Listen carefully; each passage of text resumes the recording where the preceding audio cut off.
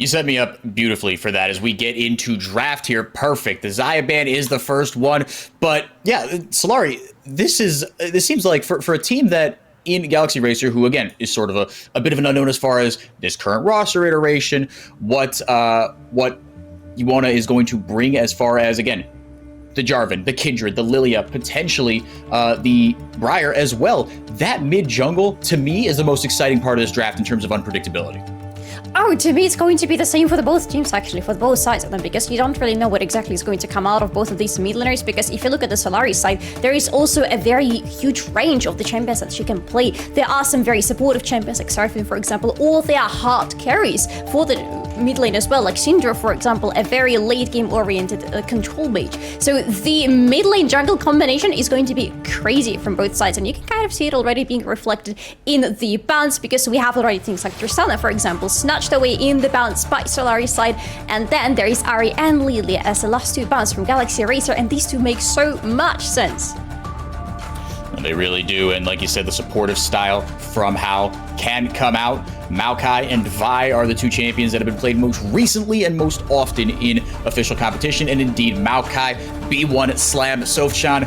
It's been a whole year plus of this champion. It does not seem to go away. It doesn't. It really doesn't. It used to be a champion that would go in the top lane, has been consistently picked as a jungler. So Maokai is just so good for being a frontliner, being a heavy engager, and just guaranteeing that you're going to have good clear in the jungle as well. That's the position where he is at the moment, because it's not going to be the fastest, but it's also going to be a champion that can get level 3 ganks on the side lanes, that can get things going, as in vision with those little potatoes there, and you get more on tracking the tracking the enemy jungler, which helps quite a bit. But let's continue on this draft, shall we? Because Zeri and Seraphine are on the table. I really like that combination. Zeri with any enchanter is just... We'll see where the Seraphine goes, but like you were saying, it's Solary, I'll let you jump in here. I imagine it's going into the mid lane. Meanwhile, on the other side, Danley going to grab themselves the Nautilus.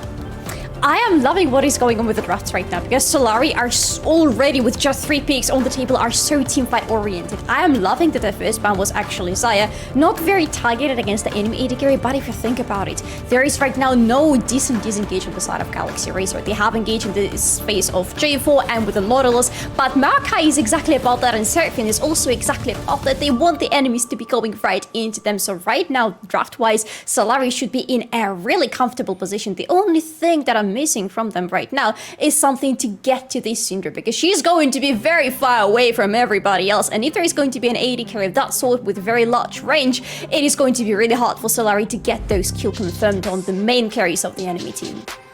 No, I think you nailed it. When you get into kind of these late game team fights and you've got Engage in the form of a Jarvan, the Cataclysm that the Jarvan can put up, and then on the Nautilus side, if you send one champ to engage, the other one can peel it, is going to be very tough in those late game fights to take down this mage that has so much control, not in the early, mid, and late game stages. Gnar locked in, Renekton on the other side, and here we go. After the Braum and the Alistar were banned in response to the Nautilus, 2 fantastic bans if you're going to play a Nautilus, but it tells you the intentions that Galaxy Racer have in this bottom lane. They don't want anything to get in the way of Danley and Maddie in the bottom lane. And with the Jhin locked in as well, this is a high octane pick that we're going to see, Sofchan.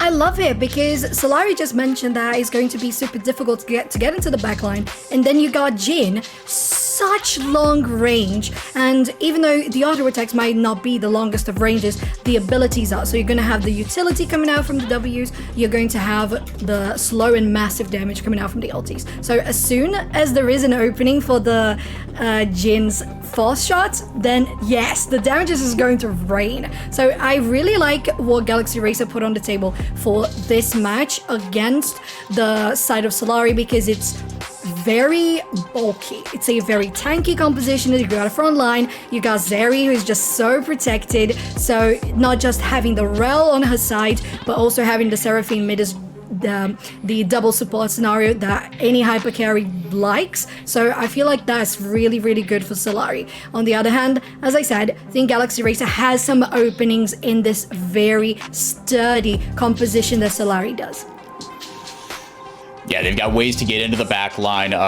One game-changing ultimate in the Gnar. A lot of crowd control. That's what I'm seeing from Galaxy Racer's composition. Again, just making this very, very easy to set up the Jhin in the early game and the Syndra in the late game. You know how this is going to go. And then on the other side, the one thing I do worry about is maybe the damage, right? Renekton can be a bit of a boomer bust champion, and if they don't get going in the early game, it's tough for them to be anything other than a traffic cone or an ult bot in the late game.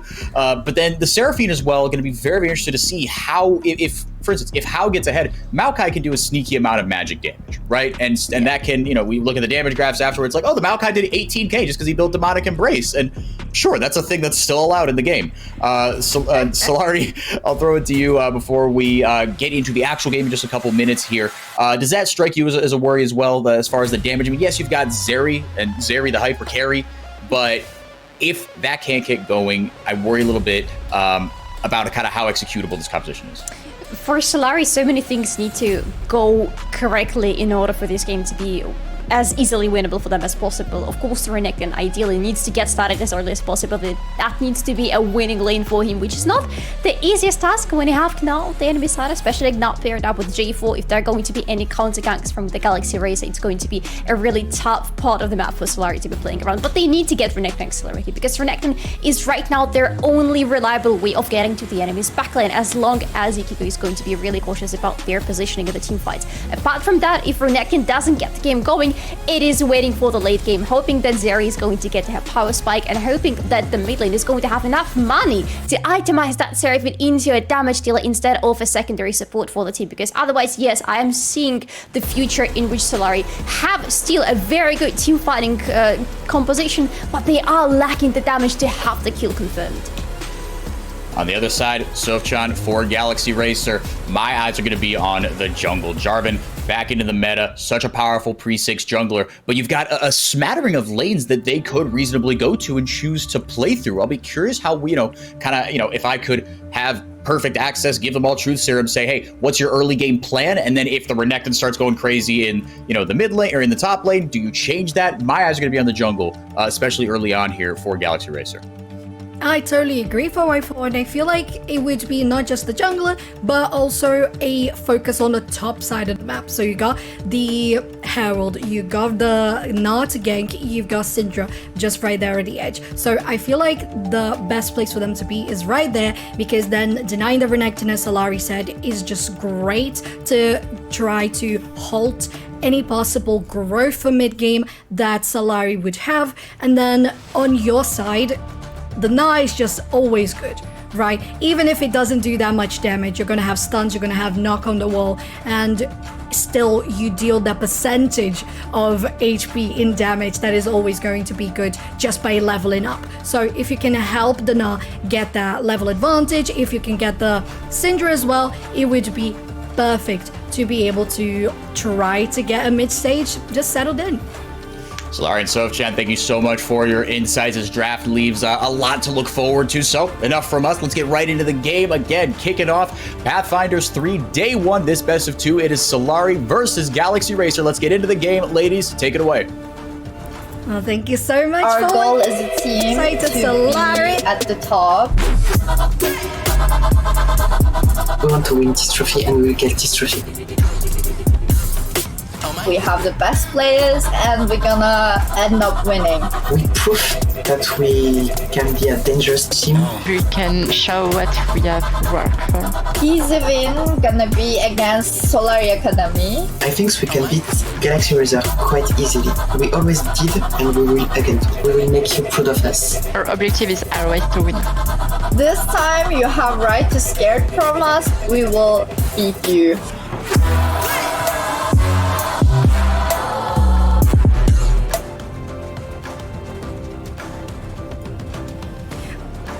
Welcome to the first game of Pathfinders 3, Solary versus Galaxy Racer on the red side. And with me, Solary. So we got a couple of things very, very similar going on. So we apologize in advance if any of us tumbles over our words. But Solary, I'm so excited to be here as we jump in yet another Pathfinders.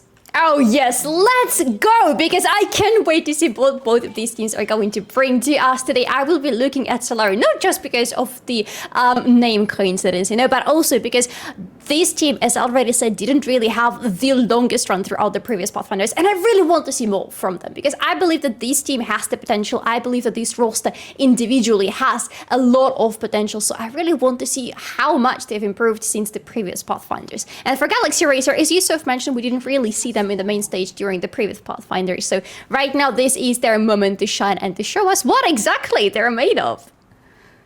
Absolutely, and one thing that we need to point out is that even though Telcha was usually top laner, I believe there was a lane swap. So Fangs is going to be, actually I'm not quite sure which of the players it is, but they look like they're called Fang. Okay, and then Telcha in the jungle. So a couple of things on those IGNs not really lining up with our rosters, but it's fine, we'll get used to it as we jump into the game. Bot lane, a lot of action already happening even before the level 2. Rel jumping in, you get damage, Zeri is keeping up, Danley falling low on health, they might need to retreat, potion is popped by both support Solary, and this game already starting to heat up. The bot lane is going to look like that. Sorry, I'm not sorry. I'm happy to see that Nautilus wants to be going for the kill confirmed. Rel is pretty much what you would expect from a support like her, from a Leon-like support. You want to be going in as early as possible. The difference between Rel and Leona has always been that Rel starts accelerating earlier than Leona. Leona level 2 all in. Rel just doesn't wait for any level ups. But look at that. We are not waiting for anything whatsoever. Here's Rel going in very low. Has an ignite on her. Has to back away. Immediately flashes away. Trying to survive, but he's dismounted. But no, it's not going to help. It's a first blood for the Jin, but look at that in exchange. Koyaski's also getting the kill on the bot lane. Man, I thought that was going to be awful for GX Racer, but ended up being somewhat successful. A 1-for-1 in the bottom lane, and just...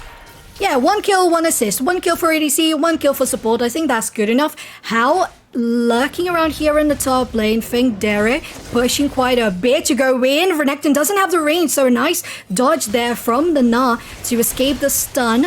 Now another stun landing in the mid lane with La Ilusionista, dealing the scatter of the weak, and Telcha doesn't even care. What is early game? I am going to go steal your jungle. Our C, as being a support, is up here, we sometimes see Rel being a jungle at top lane, Yukiko going in on Fengdere. There were almost a skirmish on the bottom side, but Yukiko might be the second kill of the game. Fengdere survives with just a sliver of HP and a demon Teemo to spam on top of that.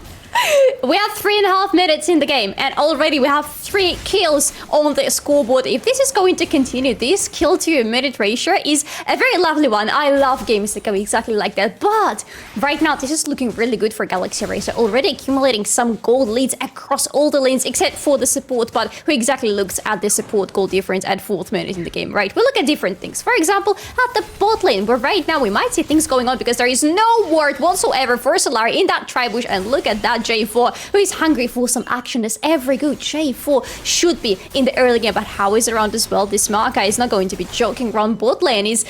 The tension there is rising with each second. Look at that, Marka. You don't want to be recalling on a ward like that. My baby now is going down. And Jin gets another kill in the pockets. And the exchange continues. Rel, he's jumping in, sacrificing themselves, trying to buy time for the AD carry to get away. And that's exactly what's happening. Such a tragic story on the bot lane, Soph. To be fair, I was very sure that Solary was aware that Javanforth was there, but it turns out they weren't. Alright, mid lane, Illusionista dealing quite a lot of damage, as you would expect from Fangs.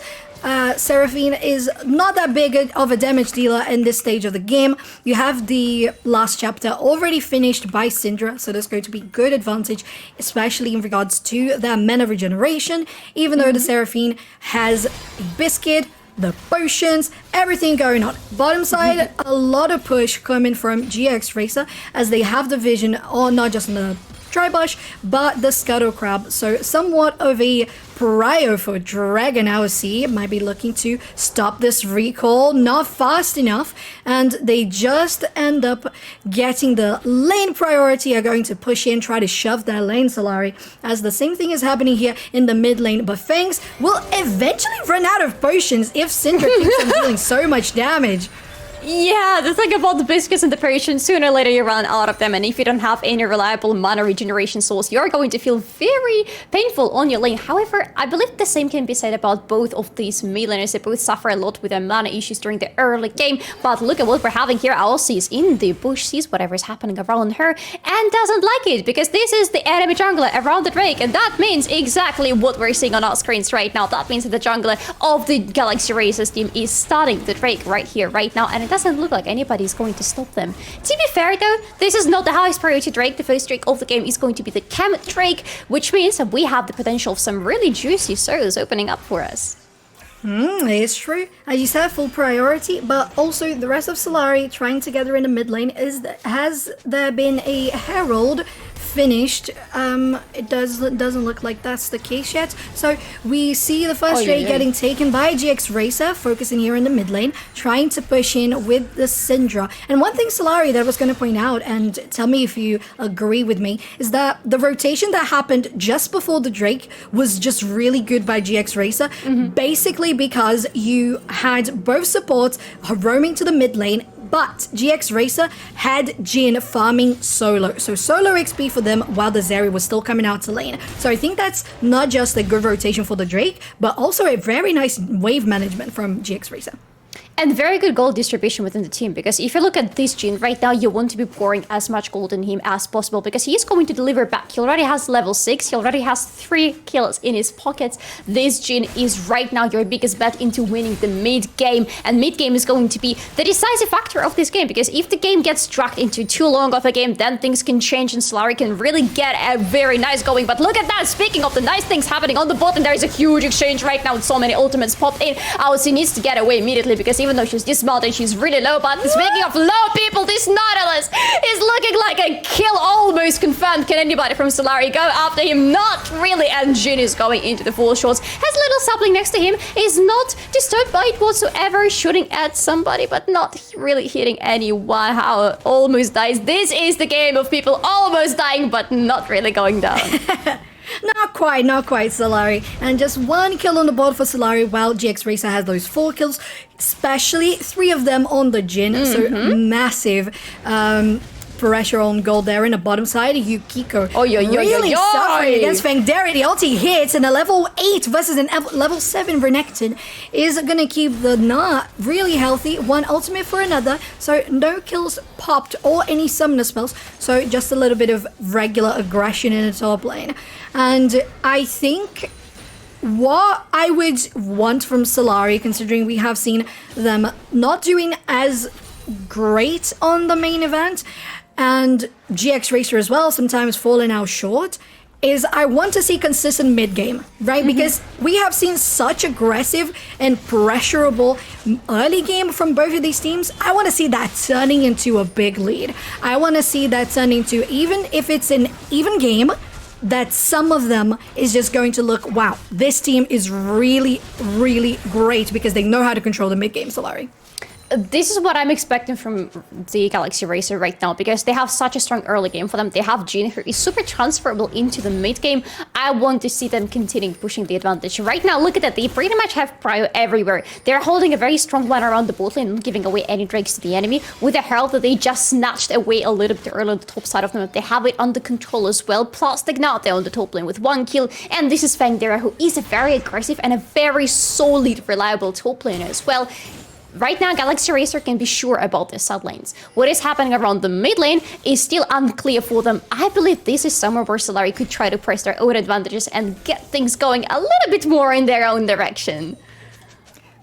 Definitely, Solary. And having that Drake spawning in a couple of minutes, we are going to expect a Mountain Soul, so a Mountain Drake, and then we'll see what is going to be the soul of the game, because the Inferno Soul is still on the table. Hextech Soul is still on the table.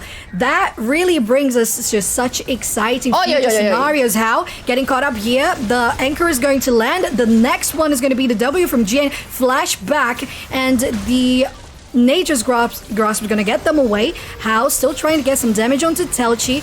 Koyaska trying to follow back as well, but they have been caught out by the Na, and a TP incredibly well placed is going to guarantee a flank and a knock onto the wall from their OT, and our C get caught into 2 people. Is just going to try to do as much as they can to keep the rest of the team alive, but they don't survive. A double kill for the Jin, now 5-1-0 with a total of 3 kills for Galaxy Racer and none for Solary. Well, damn.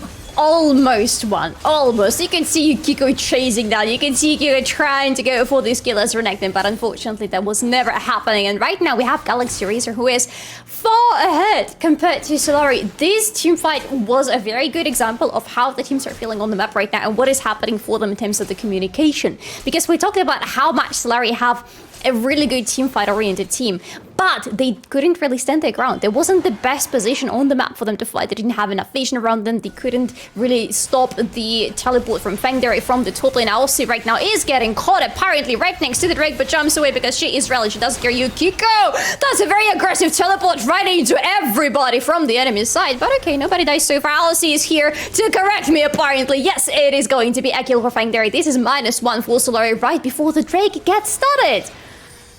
Well, that is definitely a good place for GX Racer, and Solary is not very pleased to see that one person down for this next Drake fight. Is going to be potentially a give-in, conceding the Drake, but they are trying to fight a little bit, trying to go on something for Fangdare. They land the knock-up, but it's not enough to keep them at bay.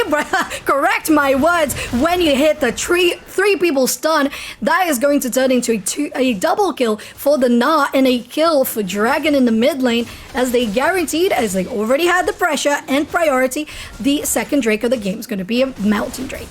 So now they have 3 dragons in total, 1 on the mid lane and 2 in their pockets, and the soul is going to be, I expected it to be a Cloud Soul. Somehow there are so many Cloud Souls in the games recently. I don't know about you, but in all my games it has been only exclusively Cloud Soul. So apparently I am not the one cursed, everybody is. But the Galaxy Racer are not the ones who are cursed whatsoever at this moment, because they have even more kills. The score is right now 2-12. The goal difference is absolutely massive. Around 6k between the teams is what we're looking at. With such a big difference at 13th minute in the game, it's going to be really damn hard for Solary to find their way back into the game. They don't really have too many reliable tools looking into the late game possibilities. We look at Koyaska with Zeri, but Zeri is just the one woman standing there. Everybody else is not going to hyperscale into the late game. What are Solary left to do?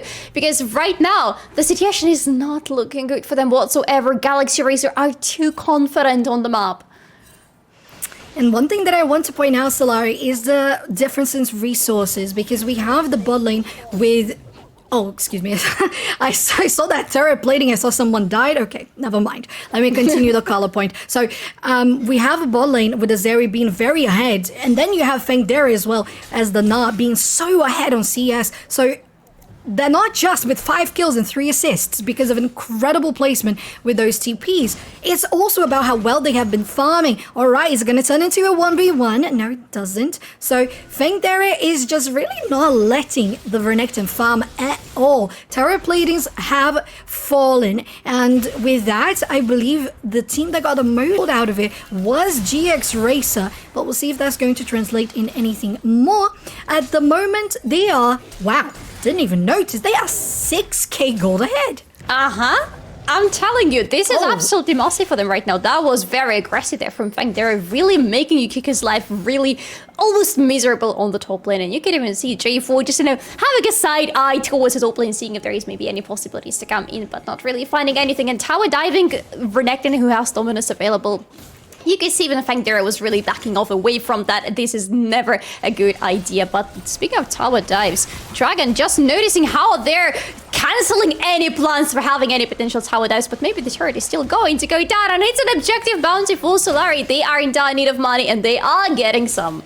At least it might be time for shopping, as this bottom turret has been taken down 2v1, but Dragon definitely guarantees themselves being a Syndra, so much control. Top lane Fengdari just making them miserable. This Renekton is not doing anything, and to be fair, that's the smart play. You want to deny the Renekton. That's the second ulti that we see missing from Fengdari. It doesn't even count as being an ulti to clear out the wave. There were no minions there, but there is a Nautilus though, and you go in with the Abyssal engage, and you manage to take not just the kill, but the turret as well. Big rotation from GX Racer. And a Herald on top of that, because he has just spawned, and look at this J4 who is already around and taking it down. Oh, Jin is in danger, flashes away right over the turret, which is a very smart move to do in this situation. You don't really want to be dying. You have a 500 gold bounty on your head as Jin right now. You cannot afford to let it slip through your fingers and go to the enemy team. But look at Fangs is going in with an ankle, catching Nautilus, and J4 is in the midst of the enemy. So much control coming in from the Magnet Soul from Realm. This is going to be a kill confirmed for Koyaska, maybe even a turret with another objective bounty. They managed to get that one, so scrap by scrap, they are guaranteeing some gold, but top lane, it's just been relentless push from Fengdari. Nice preemptive ulti coming now from the Na, and look at that turret. They were just missing for, what, 20 seconds? That turret is down to 20% health. That is insane how much pressure Fengdari has been able to assert in this game, and Solary, I feel like on the draft as well, Nar is such a good pick against the Renekton. You have the pressure by being ranged, you have good crowd control, and you can push the lane really well. So even if you are a little bit behind, you can control the wave if necessary. The next Drake is going to be spawning soon. The first one of the clouds, and it's going to be a soul point whenever that happens. I would say so far, looking at the map, GX Racer still has all the control over both sides of the river. And this is the thing, Solary don't have any control around the river, and more than that, they are always on the wrong side of the map. When the Herald was spawning, we saw them trying to get things accelerated on the bot lane. They got the turret, but they couldn't really find a good exchange for everything that was happening with the top lane at the same time. Right now, everybody except for the Renekton are on the top side of the map, where there is nothing to fish for. There is still a little bit less than 3 minutes before the Baron is going to spawn, and at the same time, they are giving away any prior around the third drink of the game. Oh, Howard though is going in right onto Fengdari. Can Fengdari fight with everybody from the enemy team? A beautiful ultimate right there, but that's a small Gna, and he is a dead Gna.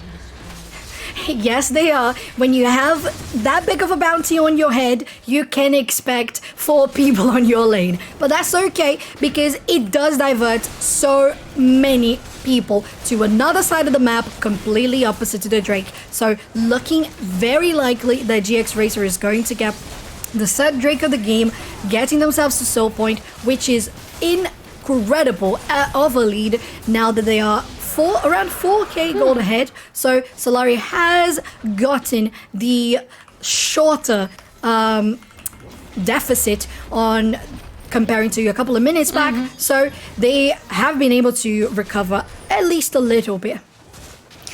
So there is an argument as to what happened on the top lane right now with Fengdari going down. Yes, it's a good point that Fengdari was dragging the attention from the enemy team towards themselves, making sure that 4 out of 5 enemy members are going to be there on the top lane and not anywhere around the Drake. But there was a 650 gold bounty on that Na, and it went into the pockets of Koyaska. Koyaska right now is heavily leading compared to that Jin. If you compare Jin and Zeri right now, there is the gold difference that is getting close to 2k. This is a 2-item Zeri, while Jin, despite having a very nice lead in the early game, is struggling right now to complete the second item after the Storm Razor and get to the mythic item.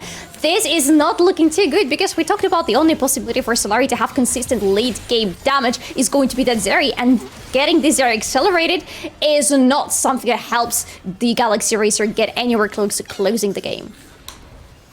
Well, at least we see that the Zeri is around almost 2,000 gold ahead for 1-0, with a very big lead on CS. Nature's Grasp getting here, managing to land onto Nautilus. They come back with Seraphine too. The Scatter of the Week lands, but it's not enough to save the Nautilus. And Solary finally get a very, very good trade. The Zeri gets a double kill, and a big pressure around that side of the map equals good potential of vision for Barons or anything coming out forward. Yukiko is in the jungle here. Telchi was almost picked out there, trying to be sneaky, but doesn't land on anything. Excuse me, what is happening with Koyasko? Why is she popping? Okay, I can answer my own question. Okay, it's 2 items there. Who's finally getting in the kills, finally getting in the money, finally starting to pop off level 11. The 2 points in the ultimate. This Zeri really wants to be doing exactly what she's doing right here, right now on your screens, getting a very nice double kill. This is a good picture for Solary. Look at the goal difference between the teams. It was 6k just a little bit earlier. It's now less than 4k between the teams. Solary are making sure that they are getting the money in. They are making sure they're getting the items in, especially pouring in as much gold as possible into Koyasko, because she is still their biggest opportunity to still win this game. But it's not going to be easy, because any prior around the river is lost right now for Solary. I'm talking about the top river, of course, where the Baron is going to maybe be killed at some point, hopefully, because both the teams are looking at it with hungry eyes. But don't forget, there is also going to be a Drake somewhere soon on the other side of the map, and this side of the map is not in the hands of Solary, because look at what this now the Hullbreaker is doing. He's doing impossible things. Yeah, they really are. Oh, you got a flag and drag away, because he was really looking to get an engage coming. Just for that Baron, you mentioned Solary. All right, full push in the mid lane by Solary themselves, getting closer to this next objective bounty. So the tier 2 mid lane is looking a little bit tempting for the Solary squad, but there's a big defense coming from GX Racer as well. Telcha, Maddie, and Danley are there. As you don't really need your top laner. They have TP, but they're very fine doing that split push. So you keep the enemy top laner occupied, and that's pretty good. Going here for the Baron. They have cleared some of the vision, but the pit is still half and half. Wow! They've taken the inhibitor! My god, Fengdere is just really snowballing that top lane. Taking everything out of that Hullbreaking now build. Come on, this is a lane completely lost for Solary. Could result in losing a base, because why is nobody trying to stop that? Now they're trying to stop the enemies at the Barn Pit right now, trying to use their advantage, but J4 is jumping and having some flashes taken out of the enemies immediately, especially from how a very important flash out, but the Galaxy Racer are backing off right now. No need to overextend, especially when you still have Jin's ultimate available to you, trying to find those shots. This is one push where everybody was standing, but you couldn't find them. They find Fangs. Fangs is down. Now this is the moment to continue for the Galaxy Racer. They're going in so much damage, throwing in Nautilus, going super aggressive onto the enemies, but cannot really stop anybody from getting away. And everybody needs to get away, because look at what's happening with Solari's base.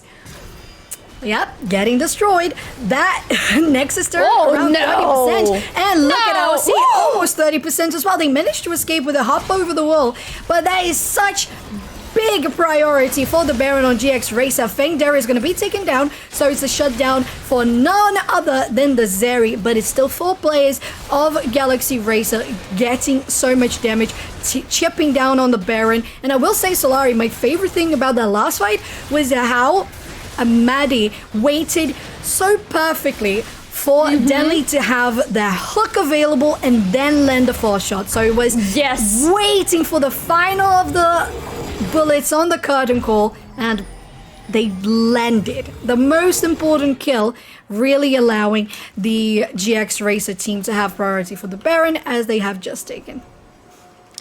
I just love in general what Galaxy Racer were doing, how much they were forcing Solary to make an impossible decision.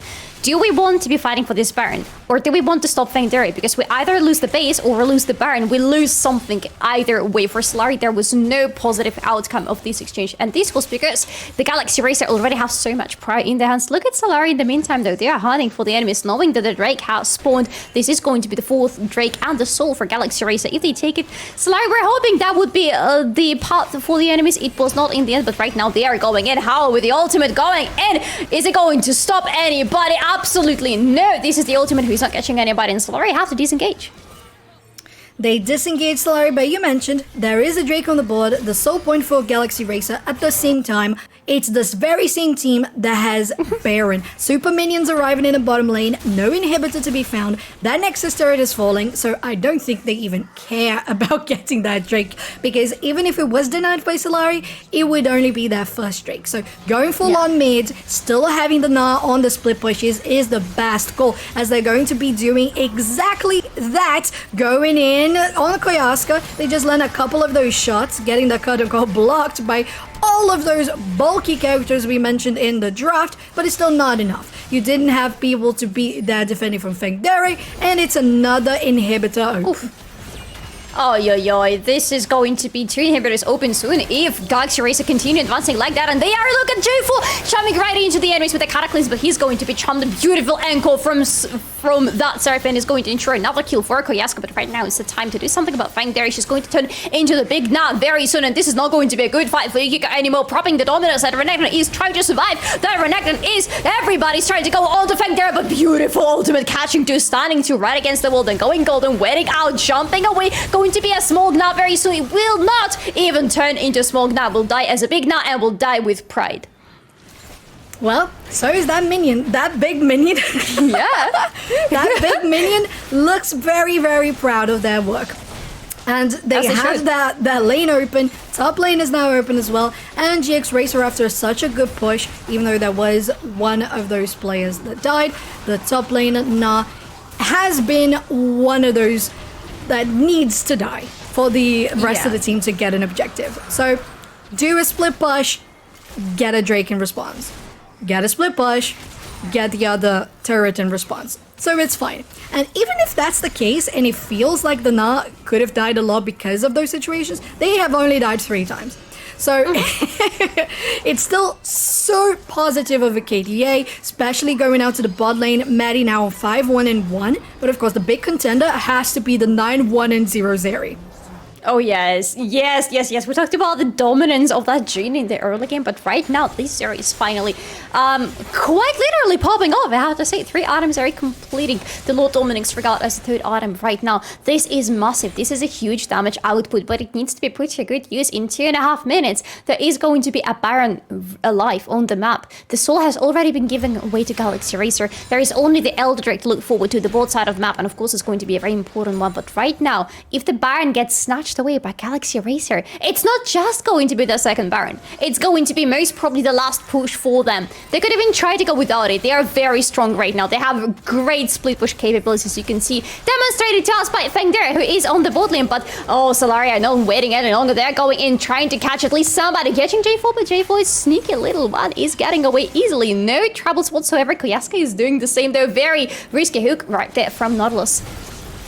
The flashing flag and drag. Telcha doesn't land, and with that encore wasted, it's such a big cooldown, an important engage on your team. Solary is not looking great for defending this push. You have the inhibitor open. Fengdere is taking it alongside Telcha. Mid lane looking great for GX Racer, as they have everything on their hands to finish this game in the next couple of minutes. If they want to rotate, if they want to go to the bottom side, that's valid. The top lane is pushing by themselves. Those minions are racking the base already. The curtain call hits. Fangs is gonna get 1 shot on the face, but the rest is gonna be blocked by How. And it's just not enough. You can defend the bullets, but you cannot defend your base.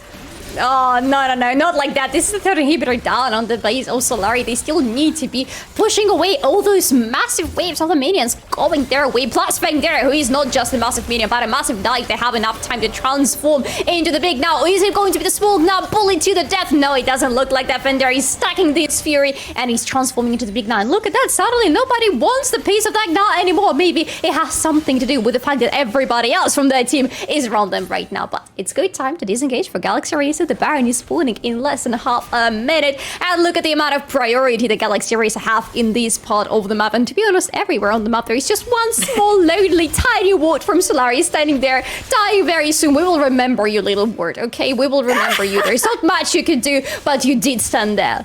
Yes, we pay our respects to the ward, the single one. Yes, that one. Because things are looking dreadful, Solary, because your mates there, Solary, they have everything exposed. only one Nexus turret is still standing. The rest of the inhibitors down. And it wasn't just the big push with the super minions, it was also the Baron buff coming out as well. So having this next Baron, you're spot on. It might just be the end of the game. They don't have any contest possibility, but it's either contesting or not doing anything at all and losing this game. So maybe judging by their performance there, judging by their positioning, it feels like they just want to head to the next one, because being a round robin, this is going to be 2 games of Solary versus GX Racer. It doesn't look like they have any chance of winning this one. Only a miracle would help them right now, but honestly, I'm not seeing the miracle happening in this game anymore. Look at Fang, they're just killing Yukika, but Yukika has the dominance available, so they are getting away at least this time. But here comes the curtain call from the Jin and the ultimate from Makai. The fight, potentially the last fight of this game, is getting fully unleashed. Yukika is going extremely low, Fang's going low as well. This is a shutdown onto Koyasu. The main damage dealer Solary is down, and that means that nobody's there to defend the base anymore. Only LC is running away, but not too far, and this is game 1 with a 1919 score won very dominantly by Galaxy Racer. 10k gold ahead, Galaxy Racer guarantees the first win of Pathfinders 3. Of course, there's still going to be another game played against Solary, and they're going to be accumulated points to see who is going to proceed into the Sunday, the most expected moment of Pathfinders and Solary.